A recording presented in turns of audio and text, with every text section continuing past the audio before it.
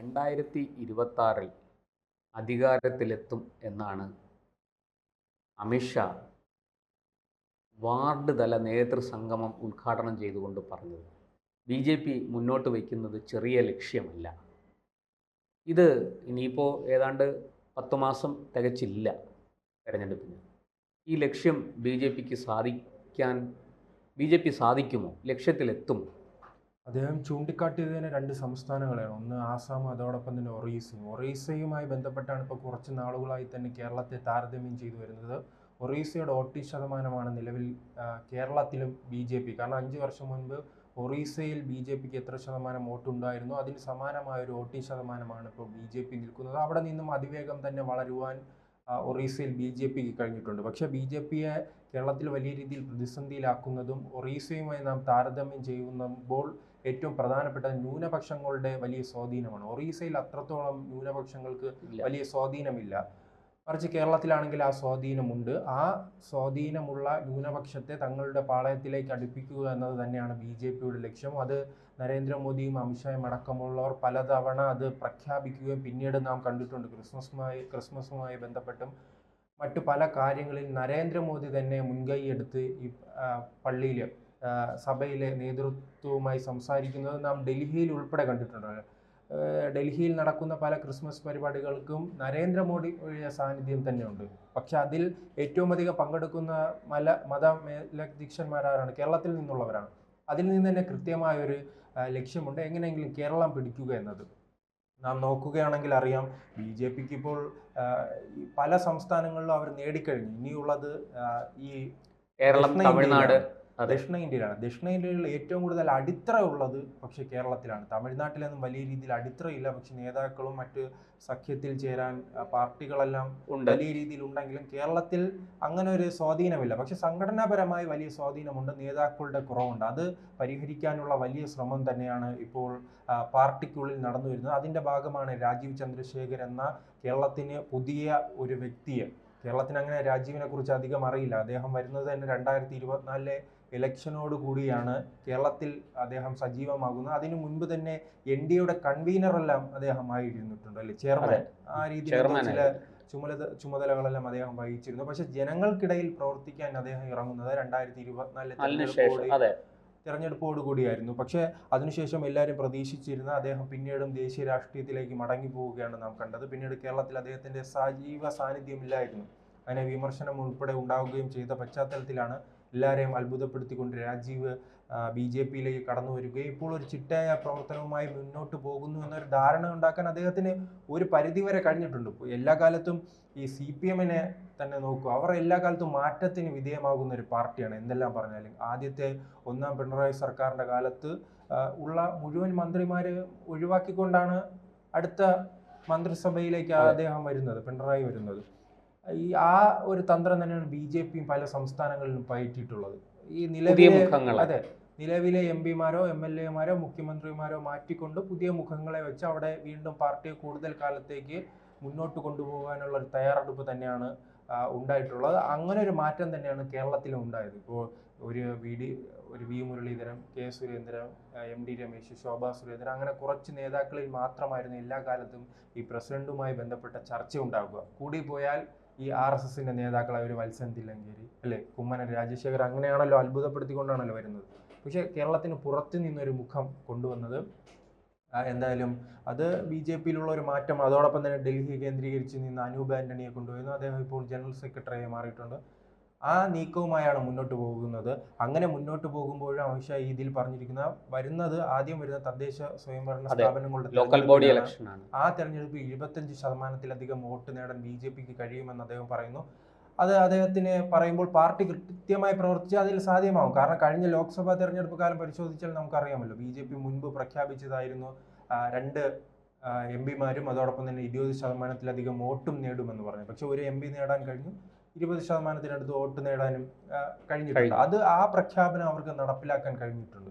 പക്ഷേ ഈ പ്രഖ്യാപനം 20-ൽ നിന്നും ഒരു 5% വോട്ട് കൂടുതൽ നേടുകയാണെങ്കിൽ ഈ അമിത്ഷാ പറഞ്ഞ കാര്യം നടത്തും. പക്ഷേ പിന്നീട് ആദ്യം ചേട്ടൻ സൂചിപ്പിച്ചതുപോലെ തന്നെ 2026 അവർക്ക് അധികാരത്തിൽ വരാൻ കഴിയുമെന്നുള്ള ഒരു പ്രഖ്യാപനമാണ് എല്ലാവരെയും അത്ഭുതപ്പെടുത്തിയിരിക്കുന്നത്. 25% വോട്ട് പോരാ. അതെ, കാരണം ഒരു 35 കുറഞ്ഞത് ഒരു 35% 30% മേളിലേക്ക് വോട്ടെത്തിയാൽ മാത്രമേ ഒരു മുന്നണി സംവിധാനത്തെക്കുറിച്ച് പോലും BJPക്ക് ആലോചിക്കാൻ സാധിക്കുകയുള്ളൂ. പ്രത്യേകിച്ച് ഇവിടെ ഒരു ത്രികോണ മത്സരം നടക്കുമ്പോൾ 30-35% ഉണ്ടെങ്കിൽ വിജയിച്ച് കയറാം. അങ്ങനെ ഇരിക്കെ തന്നെ കുറച്ച് നാളുകളാകുമ്പോൾ അത് ഒരു പാർട്ടി തകരുമല്ലോ. അങ്ങനെ പോകുമ്പോഴേക്കും അത് 40-50 കടന്നാൽ മാത്രമേ BJPക്ക് അധികാരത്തിൽ വരാൻ കഴിയുകയുള്ളൂ. എന്തായാലും BJP കേരളത്തിൽ അധികാരത്തിൽ വരുമെന്നത് ഇപ്പോൾ കോൺഗ്രസ്സുകാരും കമ്മ്യൂണിസ്റ്റുകാരും സമ്മതിക്കുന്ന കാര്യമാണ്. പക്ഷെ അത് എപ്പോൾ, എങ്ങനെ, അത് 2026 അതോ 31 എന്നൊരു സംശയമുണ്ട്. 26 എന്തായാലും സാഹചര്യം ഒരിക്കലും സാധിക്കില്ല. ആ രീതിയിൽ ഇപ്പോൾ ആകെ 0 സീറ്റാണ് ഉള്ളത്. 0 സീറ്റിൽ നിന്നും 71 സീറ്റിലേക്കെല്ലാം എത്തിപ്പെട്ടാൽ മാത്രമേ അവർക്ക് അധികാരത്തിൽ വരാൻ കഴിയുകയുള്ളൂ. അതോടൊപ്പം തന്നെ മറ്റ് സംസ്ഥാനങ്ങൾ നോക്കുകയാണെങ്കിൽ ഒന്നും വേണ്ട, തമിഴ്നാട് നോക്കുകയാണെങ്കിൽ ഇതിനേക്കാൾ സംഘടനാ സ്വാധീനം ഇല്ലാത്തൊരു സ്ഥലത്ത് പോലും 4 സീറ്റുമുണ്ട്. അവിടുത്തെ പ്രമുഖ പാർട്ടികൾ ഇവരോടൊപ്പം സഖ്യം ചേരാൻ തയ്യാറായി വരികയും ചെയ്യും. ഇപ്പോ കേരളത്തിൽ പരിശോധിക്കുകയാണെങ്കിൽ ആകെ BDJS മാത്രമാണുള്ളത്. BDJS BJPക്ക് പിന്നിലും, മറ്റു സംസ്ഥാനങ്ങളിലെ BJPക്ക് മുന്നിലുള്ള പാർട്ടികൾ. അതെ, തമിഴ്നാട്ടിൽ ADMK BJPയേക്കാൾ കൂടുതൽ വോട്ട് ഷെയർ ഉള്ള ഒരു പാർട്ടിയാണ്. പക്ഷെ അവർ സഖ്യത്തിന് തയ്യാറായി വന്നിരിക്കുന്നു BJP. അത് ഏത് സംസ്ഥാനം എടുത്താലും നോക്കുക, കർണാടകയിൽ JDS-ഉമായി സഖ്യമാണ്. പിന്നീട് നാം മഹാരാഷ്ട്രയിൽ, ആന്ധ്രയിൽ ചന്ദ്രബാബു നായിഡു, തെലുങ്ക് ദേശം പാർട്ടി സഖ്യത്തിന് വരുന്നു. ബീഹാറും അടക്കം പല സംസ്ഥാനങ്ങളിൽ അവർ സഖ്യത്തിലാണ് ഭരണം നടത്തുന്നത്. ആ രീതിയിൽ പക്ഷെ ഇവർ ഒരു വിജയിക്കുമെന്ന പ്രതീക്ഷ ഉണ്ടായിരുന്ന സ്വാഭാവികമായി കേരള കോൺഗ്രസ് ഉൾപ്പെടെയുള്ള പാർട്ടികൾക്ക് അയിത്തമൊന്നുമില്ല. അവർ എന്തായാലും ഒരു BJP 30 സീറ്റിലേക്ക് അധികാരം വേണ്ട, ഒരു 30 സീറ്റിന് മുകളിലേക്ക് പോകുമ്പോൾ തന്നെ അവർ ഇത്തരം ഇങ്ങോട്ട് മറുകണ്ഠം ചാടാനുള്ള ശ്രമങ്ങൾ സജീവമായി നടത്തുമെന്നത് വാസ്തവം തന്നെയാണ്. എന്തായാലും ഈ വലിയ രീതിയിലുള്ള മുന്നേറ്റം എനിക്ക് പ്രതീക്ഷിക്കുന്നത് 2030 കൂടിയായിരിക്കും. അതും 30 വരികയാണെങ്കിൽ ഇതേ ഈ 2024 ലോക്സഭാ തെരഞ്ഞെടുപ്പിൽ അവർ പ്രകടനം കാഴ്ചവെച്ചിട്ടുണ്ടല്ലോ. അതിലേറ്റവും പ്രധാനപ്പെട്ടത് ഈ സ്ഥാനാർത്ഥി നിർണയം തൊട്ടാണ്. ഈ സ്ഥാനാർത്ഥി നിർണയം തന്നെ നമ്മെ അത്ഭുതപ്പെടുത്തി. കാസർഗോഡ് തന്നെ എടുത്തു നോക്കുക, അവിടുത്തെ ഒരു വനിതാ നേതാവാണ്, ബ്ലോക്ക് പഞ്ചായത്ത് അംഗം മാത്രമായിരുന്ന ഒരു വനിതാ നേതാവിനെ മത്സരിക്കുന്നു. അവർ നേടിയ 2 ലക്ഷത്തിലധികം വോട്ടാണ്. പിന്നീട് കണ്ണൂർ പരിശോധിച്ചാൽ അറിയാം, ഈ സുധാകരൻ്റെ വലങ്കയ്യായി നിന്ന ഒരു നേതാവിനെ, രഘുനാഥിനെ BJPയിലേക്ക് കൊണ്ടുവന്ന് അവിടെ മത്സരിപ്പിക്കുകയാണ്. അദ്ദേഹം 1.5 ലക്ഷത്തിലധികം വോട്ട് പിടിക്കുകയാണ്. അങ്ങനെ കൃത്യമായി തന്നെ പിന്നീട് വടകരയിൽ BJPയുടെ യുവമോർച്ചയുടെ യുവമുഖമായ പ്രബുൽ കൃഷ്ണയെ മത്സരിപ്പിക്കുന്നു. അദ്ദേഹത്തിന് വലിയ മുന്നേറ്റം ഉണ്ടാക്കാൻ കഴിഞ്ഞിട്ടുണ്ട്. അങ്ങനെ ഓരോ മണ്ഡലത്തിലും യുവാക്കൾക്ക് സ്ത്രീകൾക്കും പ്രാധാന്യം നൽകി വലിയ മുന്നേറ്റം ഉണ്ടാക്കാൻ കഴിഞ്ഞത് കൊണ്ടാണ് ആ 20%-ലധികം വോട്ട് നേടാൻ കഴിഞ്ഞത്. എനിക്ക് തോന്നുന്നു പഞ്ചായത്ത് തിരഞ്ഞെടുപ്പിലും അങ്ങനെ ഒരു മുന്നേറ്റത്തിനുള്ള ഒരു തയ്യാറെടുപ്പുണ്ട്. ഈ അടിത്തട്ടിലുള്ള പ്രവർത്തനമുണ്ടല്ലോ, ഇപ്പോൾ വികസന കമ്മിറ്റികൾ ആ വാർഡുകൾ കേന്ദ്രീകരിച്ച് പ്രവർത്തിക്കുന്നു. അങ്ങനെ പ്രവർത്തിക്കുമ്പോഴും ഇത് സ്ഥാനാർത്ഥി നിർണയം ഇതിലൊരു വലിയ പങ്കാണ്. അവസാന ഘട്ടത്തിൽ നാം കണ്ടിട്ടുണ്ട് ഈ സ്ഥാനാർത്ഥി നിർണയവുമായി ബന്ധപ്പെട്ട് വലിയ രീതിയിൽ തമ്മിലടിപ്പിക്കുകയും പിന്നീട് ഈ വിജയിക്കുന്ന സ്ഥാനാർത്ഥിയെ തന്നെ പരാജയപ്പെടുത്തുന്ന അവസ്ഥയിലേക്ക് BJP പോകുന്നുണ്ട്.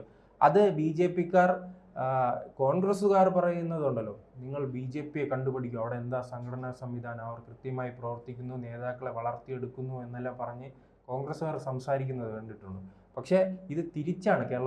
കേരളത്തിൽ BJPക്കാർ കോൺഗ്രസിനെ കണ്ടുപഠിക്കണം. അവിടെ ഗ്രൂപ്പ് വഴക്കും വലിയ രീതിയിൽ തമ്മിലടിയും ഉള്ളപ്പോൾ തന്നെ തെരഞ്ഞെടുപ്പ് വരുമ്പോൾ അവർ ഒറ്റക്കെട്ടാണ്. കാരണം അവർക്കറിയാം അധികാരത്തിന്റെ ഗുണം. ഇവിടെ BJPയുടെ സ്വഭാവം അങ്ങനെ, അധികാരം കിട്ടിയില്ലെങ്കിലും കുഴപ്പമില്ല, അടുത്ത് നിൽക്കുന്നോ പരാജയപ്പെട്ടാലും കുഴപ്പമില്ല, അവനെ എങ്ങനെയായാലും തോൽപ്പിച്ചാൽ മതി എന്ന ചിന്തയാണുള്ളത്. എനിക്ക് കിട്ടിയില്ലല്ലോ, പിന്നെ അവനും ജയിക്കണ്ട. അങ്ങനെ എനിക്ക് ഈ ആശയമെല്ലാം മറക്കുക. മോൻ ചത്താലും വേണ്ടില്ല, മരുമോളുടെ കണ്ണുനീര് കണ്ടല്ലോ എന്ന അമ്മായിയമ്മയുടെ ഒരു പഴയ രീതികളുണ്ടല്ലോ. അതിനു മുൻപ് RSS ആണ്, ദേശീയതയാണ്, അല്ലെ, നരേന്ദ്രമോദി ആരാധകനാണെന്ന് പറയുകയും സ്ഥാനാർത്ഥി പ്രഖ്യാപനത്തിന് ശേഷം എങ്ങനെ കൂടെയുള്ള സഹപ്രവർത്തകനെ പാരവെച്ച് തോൽപ്പിക്കാമെന്ന ഒരു റിസർച്ച് തന്നെ നടത്തി അവർ പലതവണ വിജയിക്കുന്നത് പല മണ്ഡലങ്ങളിൽ നാം കണ്ടിട്ടുണ്ട്. ആ ഒരു രീതിയിലേക്ക് പോകാതിരുന്നാൽ, ഇപ്പോഴുള്ള പ്രവർത്തനം കൃത്യമായി തന്നെ വ്യാപിപ്പിച്ചാൽ ഈ പ്രത്യേകിച്ച് തിരുവനന്തപുരം, തൃശ്ശൂരെല്ലാം വളരെ അതിവേഗം തന്നെ BJPയിലേക്ക് കടന്നു വരും. മറിച്ച് അതോടൊപ്പം തന്നെ ഇപ്പോൾ തന്നെ 23-ലധികം പഞ്ചായത്തുകളിൽ ഭരണം നടത്തിയിട്ടുണ്ട് BJP. അത് 50-ലധികം പഞ്ചായത്തുകളിലേക്ക് മാറ്റാൻ അവർക്ക് കഴിയും. ആ രീതിയിലാണ് എന്തായാലും BJPയുടെ പ്രതീക്ഷ. ആ പ്രതീക്ഷ നടക്കുമോ എന്നത് ഇനി 1 വർഷത്തിനുള്ളിൽ തന്നെ അറിയാൻ കഴിയും.